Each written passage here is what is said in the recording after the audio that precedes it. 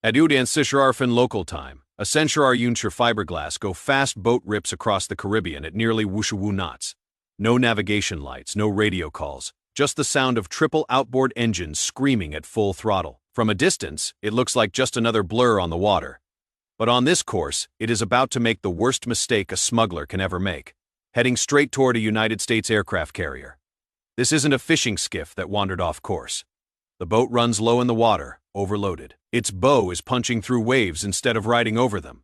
Wrapped bundles stacked under a deep blue tarp. It is heavy, and it is hard to maneuver. To the crew on board, the only thing that matters is speed.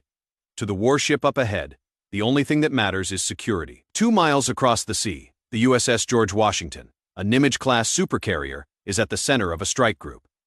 Her flight deck is lined with parked Fa-Ba Super Hornets.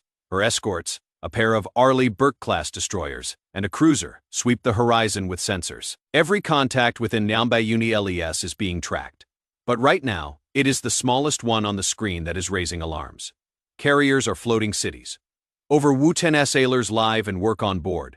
To let an unidentified vessel close in unchecked would be unthinkable. The rules of engagement demand escalation. Warn first, deter second, intercept, if necessary. The smuggler's boat is about to find out exactly what that looks like. This is the moment when a cartel crew gets too close to the most powerful warship on the planet and learns why that is a very bad idea. Now, of course, the USS George Washington isn't sailing alone. No American carrier ever does. At her side, 2 Arleigh-class destroyers and a Ticonderoga-class cruiser, forming the hard shell around the carrier's beating heart. Together, they make up a layered defense network that stretches from seafloor to the edge of space. Every escort has its job. The destroyers handle anti-jet submarine patrols and missile defense, sweeping with sonar arrays and the same Spydo Hoodoo AR that now has eyes locked on the go fast. The cruiser acts like the strike group's air defense commander, managing the shield of interceptors that can knock down aircraft or missiles hundreds of miles away. The carrier herself, she is the floating airport, launching fighters and helicopters that extend the group's reach far beyond the horizon. It is called a carrier strike group for a reason. It is not just a collection of ships, it is a single organism. Thousands of sailors, dozens of aircraft, and an arsenal of weapons operating under one commander. To get close without clearance isn't just reckless, it is suicidal. And yet, here comes that cartel boat charging straight into the most heavily defended patch of water in the Caribbean. International law gives the U.S. Navy every right to be here. These waters are international. Basha off Venezuela's coast. But when it comes to protection, the Navy doesn't take chances. Now, there is another piece to this puzzle, the Coast Guard. On board, one of the destroyers rides a law enforcement detachment, or LED. These are Coast Guard boarding teams specially trained to handle smuggling, piracy, and interdiction. The Navy provides the muscle, the Coast Guard provides the badge. Together, they give Washington not just the ability to defend itself, but the authority to enforce maritime law. That authority is about to be tested because the small radar-skipping silhouette on the horizon is not turning away. Every minute it holds course, the risk rises. And for the officers inside the Combat Information Center, the clock is ticking down to escalation. At Sawadodan Wushifin, the bridge of the USS George Washington sends out the first call. Unidentified vessel. This is Warship RT Sen. You are closing in on restricted naval operations. Alter course immediately. Static. No reply. The boat just keeps tearing across the waves. A second call goes out, this time with a sharper tone. Rules of engagement require verbal warnings before anything else. Still nothing. The cartel crew either can't hear it or doesn't care. The escorts escalate. A Wu-Jan in gun on the USS Mason swivels in its mount. Not firing, just tracking. The go-fast doesn't slow. At this speed, its crew knows that hesitation means capture. Every knot they keep is another chance to outrun their pursuers. But they've misjudged their opponent. This isn't a lone patrol boat. This is a carrier strike group. Inside the CIC, the legal context is reviewed as fast as the radar sweeps. International waters mean that the Navy can't just sink a boat on suspicion, but international law also allows for self-jan defense against a vessel posing imminent danger. The closer this skiff runs, the thinner that line gets. Meanwhile, the Coast Guard Ledette Team Commander gives the go-jan ahead for escalation of presence. The order is crisp. Launch intercept aircraft. The message is simple. This vessel is too close for comfort. By now, less than Shiyunli separate the boat and the strike group. At Wushu knots, that distance disappears in under Sharfinjon Utes. 2 MH-60R Seahawks already spinning on the flight deck are cleared for immediate launch. call signs Lancer CIWS and Lancer CIWS. The rotors thump to life, rising into the Caribbean dusk. The game has just changed. At Sao the deck of the USS George Washington roars as two MH-60R Seahawks lift into the air. Designed for anti-gen submarine warfare, these helicopters are also the Swiss Army knives of naval aviation. They're fast, heavily sensor-equipped, and perfect for intercepting a small, fast-moving surface contact. Within minutes, they're on the boat's bearing, and at Wubayuncher, the Lancer CIWS crew peers through the night vision goggles. The boat is unmistakable. Narrow hull, triple engines, men hunched low on the deck, and a blue tarp covering cargo. Nah, not fishermen. Not even tourists. This is a cartel runner. The sensor operator slew the FLIR turret onto the target. On the screens, the engines burn white hot. Every movement of the crew is visible in infrared. The pilot squeezes the radio trigger. Unidentified vessel. This is Lancer CIWS. You are closing in on a United States warship. Stop your engines immediately. No answer. The boat surges on. The Seahawks escalate. A loud hailer booms across the water, repeating the order in English and Spanish. Still nothing. The cartel crew pretends that the warning doesn't exist. Then comes the visual signal. A green laser designator fired from Lancer CIWS dances across the boat's bow. It isn't a weapon, but at night, it is impossible to ignore. For smugglers, it is the maritime equivalent of a police siren.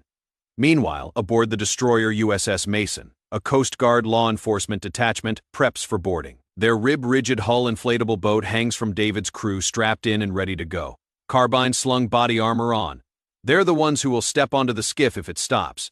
The Navy surrounds the target, but only the Coast Guard has the authority to seize it. Still, the go-fast doesn't yield. It jukes side to side, engines screaming, throwing up walls of spray in a desperate attempt to shake pursuit. But helicopters don't tire. They pace above, hovering over every move. At this point, the smugglers' options are gone. Every radar in the strike group is on them. Every camera has them locked. The message is clear. There is no escape. The only question is how this ends peacefully or by force. At Sao, two ribs cut loose from the destroyer's davits and slam toward the wake. The Coast Guard lead group moves in like clockwork. 3 teams, helmets down, gloves on, weapons slowing, but fingers off the triggers. They ride the chop like a single disciplined animal. The go-fast is still bouncing, but now it has no friends in the sky. Lancer CIWS holds a steady hover shimmy, eaters above its spotlight blazing. Lancer CIWS circles for overwatch. The ribs close in fast. The lead boarding team shouts commands in Spanish. There is no gunfire. There is, though, one loud blank choice: surrender or be forced. Hands come up. Men scramble from behind the tarp. The Let-It leaps aboard in seconds. Firm grips, fast cuffing, immediate separation of crew and cargo. Every movement is filmed from the helicopter and the destroyer's mass cameras. Video becomes evidence before a single word is even said. Below decks on the destroyer, the cargo is inventoried. Dozens of vacuum-jan U-sealed bales are unearthed from under the tarp. Dense, rectangular, stamped, and wrapped the way traffickers do. Field narcotics testing kits register positive. The haul is estimated in the hundreds of kilograms. Its projected street value, conservatively speaking, several $million chain of custody protocols kick in.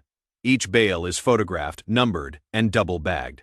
Evidence seals are fixed and logged. Witness statements are recorded while the smells of fuel and salt still cling to uniforms. The Coast Guard takes legal custody. The Navy provides security and transport. Documentation floats up the command ladder and down to federal prosecutors waiting at the nearest port. Medical checks are run on the detainees. No injuries beyond cuts and exhaustion. They read their rights in both English and Spanish. Forensic sailors sweep the hull for hidden compartments and GPS units. The helicopter's video feed is burned to a secure server for court. By Sao, the carrier group has the skip secured, the suspects detained, and the evidence sealed. The tactical phase is over. What remains is legal, political, and strategic, and far more complicated than the seizure itself. Seizing one skiff in the Caribbean may look small, but it ties into a much larger fight. Just days earlier, U.S. Southern Command confirmed kinetic strikes against cartel boats operating off Venezuela's coast. In September, Reuters reported that U.S. aircraft destroyed multiple smuggling vessels after crews opened fire on patrol planes. That is the level of escalation that the cartels are now willing to risk. The Caribbean has become one of the busiest maritime chessboards on Earth. Venezuela's collapsing economy fuels the trade. Traffickers launch from hidden coves using high-horsepower fiberglass boats called go-fasts. They're cheap, fast, and hard to see on radar. Triple and even quad outboards pushed them past the ocean knots for a time. That speed gave them an edge. But technology is catching up. The Anspilio Hudu AR aboard destroyers doesn't just see aircraft and missiles. With high refresh rates, it can track small, low-profile contacts even against heavy sea clutter. Electro-optical sensors and airborne FLIR make hiding almost impossible once a helicopter is in overhead. Every radio call, every infrared signature becomes evidence.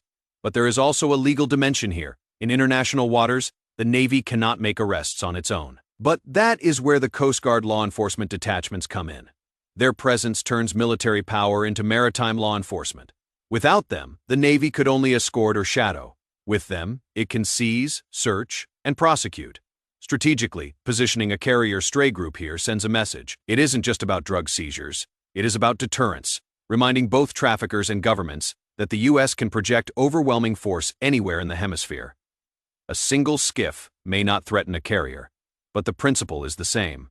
Nothing gets close without scrutiny, and that scrutiny is what makes the Caribbean and Nyansenin less of a smuggler's playground and more of a battlefield of sensors, helicopters, and law enforcement. One small boat, one wrong course, and a lesson every smuggler will remember. The truth is, the Caribbean isn't just turquoise water and cruise ships. It is a contested battle space where even a go-fast skiff can trigger a full naval response. Strike Group didn't fire a shot. They didn't need to. Sensors, helicopters, and the Coast Guard boarding team turned a high-speed chase into a clean arrest. And that shows just how much reach and discipline the U.S. Navy and Coast Guard bring when they operate together. So, here's the real question for you. Do you think the cartels will ever risk getting this close to a U.S. carrier again? Or was this their final warning shot? Drop your thoughts down in the comments, and hey, if you want to go a step further and support the channel directly, please join the fleet. You'll get loyalty badges, priority responses, and you'll be helping us surface more true maritime stories that usually stay below the radar. Click join on the channel page and get on board. Because if a Centure's NFT speedboat can make a carrier group break a sweat, you know this isn't the last story worth telling. See you in the next one.